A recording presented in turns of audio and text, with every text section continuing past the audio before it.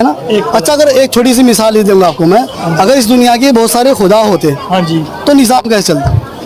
तो निजाम तो मुश्किल था। एक खुदा हो। भाई आप नाम दे दीजिए, भगवान दीजिए, खुदा दीजिए, अल्लाह दीजिए, परमेश्वर दीजिए, खुदा, अल्लाह, ये सब चलेगा। हाँ, खुदा ही हो गया अल्लाह।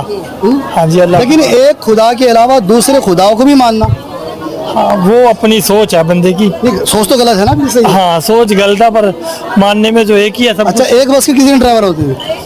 एक बस में एक ड्राइवर होता है। छोटी सी बात है, एक बस में हमें हमारे माँ बाप जो हैं, हमारे माँ बाप दो ही तो हैं, चार थोड़ी हो जाएंगे, जी, चार है ना। हमारे पापा जो हैं वो एक ही तो हैं, हम एक ही पापा को तो बुलाएंगे, चार को तो नहीं बुला सकते ना। बिल्कुल बिल्कुल। तो ऐसी खुदा का है, खुदा के एक ही है, एक खुदा है ना। एक ही खुदा है। बहुत सारे खुदा की परिस्थित करते हैं लोग।